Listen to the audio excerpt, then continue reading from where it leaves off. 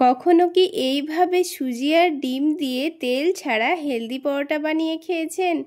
একবার বানিয়ে খেয়ে দেখুন, আবার বানাবেন। তাছাড়া কোনো রকম সবজি করার ঝামেলা ছাড়া এই টেস্টি পরোটাগুলো খাওয়ার জন্য থাকছে দারুণ টেস্টি একটি চাটনি রেসিপি। আসসালামু আলাইকুম বন্ধুরা, কিচেন বাঙালিয়ানা চ্যানেলে আপনাদের সবাইকে স্বাগত জানাই। শরীর সুস্থ রাখতে আমরা এখন প্রায় সকলেই সচেতন।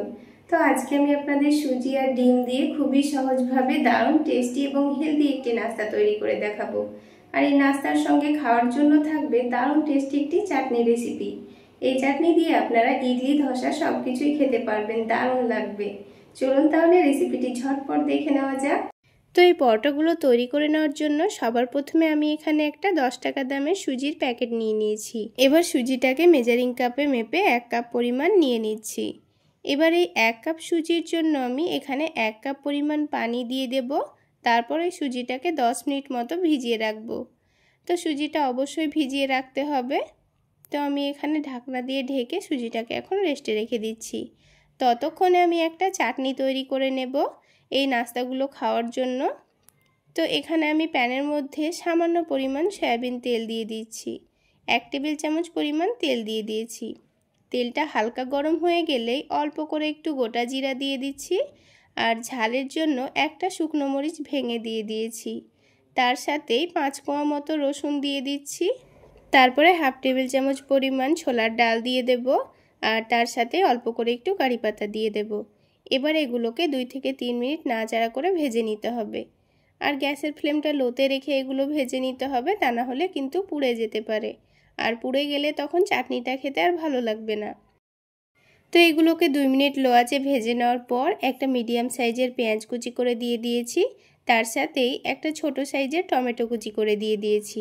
আর এই চাটনির টেস্ট একটু বাড়িয়ে নেওয়ার জন্য 2 টেবিল চামচ পরিমাণ নারকেল কুচি দিয়ে দিয়েছি।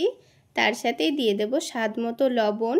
আর 1 টেবিল চামচ পরিমাণ চিনি দিয়ে দিয়েছি। তার সাথেই হাফ টেবিল চামচ পরিমাণ চাট মশলা দিয়ে দিয়েছি। চাট মশলা দিলে কিন্তু চাটনির টেস্টটা দারুণ আসে। এবার সব কিছুকে খুব ভালো করে ভেজে নেব। তো টমেটোটা একটু সেদ্ধ হয়ে যাওয়া পর্যন্ত এগুলোকে ভেজে নিয়েছি। 3 থেকে 4 মিনিট সময় নিয়ে আবারও লো আঁচে ভেজে নিলেই কিন্তু হয়ে যাবে। এবার এটাকে ঠান্ডা করে নেওয়ার পর আমি ব্লেন্ডারের মধ্যে নিয়ে নিচ্ছি। ঠান্ডা হয়ে গেলেই কিন্তু এটাকে পেস্ট করে নিতে হবে। তো পেস্ট করে নেওয়ার জন্য সামান্য পরিমাণ পানি দিয়ে দিয়েছি। এবার এটাকে ভালো করে পেস্ট করে নেব। তো আমাদের দারুণ টেস্টি চাটনি কিন্তু এখন একেবারে রেডি হয়ে গেছে। এবার এটাকে আমি একটা প্লেটের মধ্যে নামিয়ে নেব। এই চাটনি দিয়ে আপনারা ইডলি, ধোসা যে কোনো পরোটা খেতে পারেন, খেতে দারুণ লাগে। আর 10 মিনিট পর সুজি দেখুন কত সুন্দর পানি টেনে নিয়েছে আর কতটা ফুলে গেছে। আর সুজিটা কিন্তু অনেকটা নরমও হয়ে গেছে। এখন কিন্তু আমাদের সুজিটাকে ভালোভাবে পেস্ট করে নিতে হবে।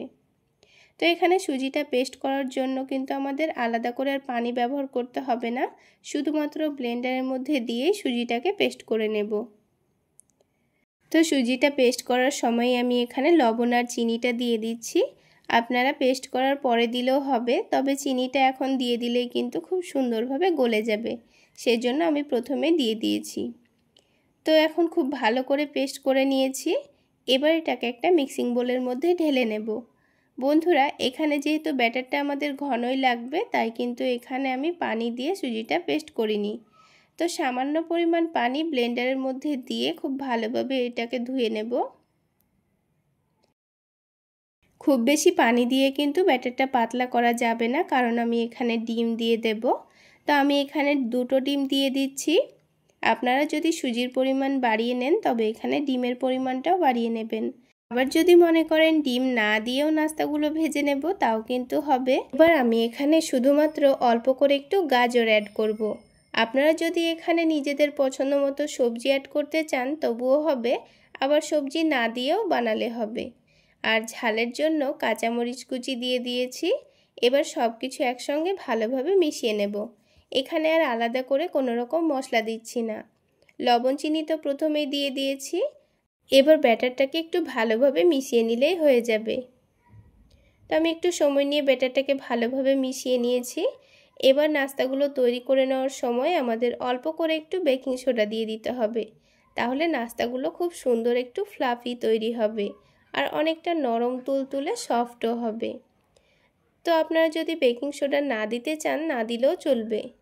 এবার দেখুন একটা চামচ দিয়ে আপনাদের দেখিয়ে দিচ্ছি ব্যাটারের কনসিস্টেন্সিটা। ব্যাটারটা কিন্তু খুব বেশি পাতলা করা যাবে না, একটু ঘন করে তৈরি করে নিতে হবে। তো এবার আমি পরোটাগুলো তৈরি করে নেব। তার জন্য প্যানের মধ্যে সামান্য পরিমাণ তেল দিয়ে দিচ্ছি। এখানে তেল ছাড়াই আমি নাস্তাগুলো ভেজে নেব, তাই প্রথমে অল্প করে একটু তেল প্যানের চারিদিকে একটু ভালোভাবে লাগিয়ে দিলাম, যেন নাস্তাগুলো খুব সহজেই উঠে আসে। এবার এখানে 1.5 চামচ মতো ব্যাটার দিয়ে একটু মোটা করে এটাকে ছড়িয়ে দেব। তো এটাকে একটু বড় সাইজের করে নিচ্ছি পরোটা শেপে। তো আপনারা আপনাদের পছন্দ মতো নাস্তাগুলো এখানে তৈরি করে নেবেন। এবার ঢাকনা দিয়ে ঢেকে লো আঁচে 2 মিনিট রেখে দেব। 2 মিনিটের মধ্যেই দেখবেন ওপরের দিকটা খুব সুন্দরভাবে হয়ে যাবে, তখন এটাকে উল্টে দিতে হবে। তারপর নাস্তাগুলোকে একটু উল্টে পাল্টে সেঁকে নিলেই হবে। খুব বেশি ক্রিস্পি করে ভাজার দরকার নেই, এমনিতে এগুলো খেতে দারুণ লাগবে। তো দেখুন একটা নাস্তা কিন্তু আমাদের তৈরি করা হয়ে গেল।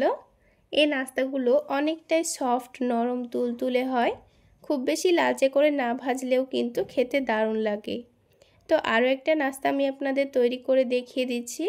ঠিক একইভাবে ঢাকনা দিয়ে ঢেকে 2 মিনিট মতো রেখে দেব। 2-3 মিনিট পর ঢাকনাটা উঠালেই দেখতে পাবেন ওপরের দিকটা খুব সুন্দরভাবে হয়ে গেছে। এবার এটাকে আবারও উল্টে দেব। উল্টে দিয়ে আরও 2-1 মিনিট এইভাবে করে একটু ভেজে নিলেই কিন্তু হয়ে যাবে। তো আরও একটা নাস্তা কিন্তু আমাদের তৈরি করা হয়ে গেল। ঠিক একইভাবে আমি সবগুলো নাস্তা তৈরি করে নেব।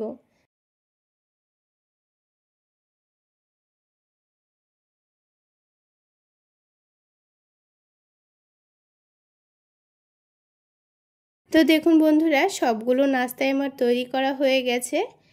এবার একটা পরোটা আমি আপনাদের দেখিয়ে দিচ্ছি। দেখুন কতটা সফট এবং নরম তুলতুলে হয়েছে। হাতের মধ্যে কি সুন্দর চাপ দিচ্ছি, তো দেখুন কতটা নরম তুলতুলে মনে হচ্ছে। এইভাবে বানিয়ে আপনারা চাইলে সকালের নাস্তায় বা বাচ্চাদের স্কুল টিফিনেও দিতে পারবেন। ঝটপট যেমন তৈরি করেও নেওয়া যায়, তেমন কোনো রকম সবজি করার ঝামেলা ছাড়াই খাওয়া যায়। শুধুমাত্র চাটনি বা একটু টমেটো সস দিয়েই খেতে পারবেন, খেতে দারুণ লাগবে। তাহলে বন্ধুরা, আজকের এই সুজি আর ডিমের নাস্তা রেসিপি আপনাদের কেমন লাগলো অবশ্যই কমেন্ট সেকশনে জানাবেন। আর ভালো লাগলে একটা লাইক শেয়ার করে দেবেন। আর আমার এই সহজ রেসিপিগুলো যদি ইউটিউব চ্যানেল থেকে দেখে থাকেন চ্যানেলটি সাবস্ক্রাইব করে দেবেন। আর ফেসবুক পেজ থেকে দেখে থাকলে পেজটি ফলো করে দেবেন। তাহলে বন্ধুরা, আজকে এই পর্যন্তই। সকলে অনেক বেশি ভালো থাকবেন, সুস্থ থাকবেন। দেখা হচ্ছে আরও একটি নতুন রেসিপি নিয়ে নেক্সট এপিসোডে।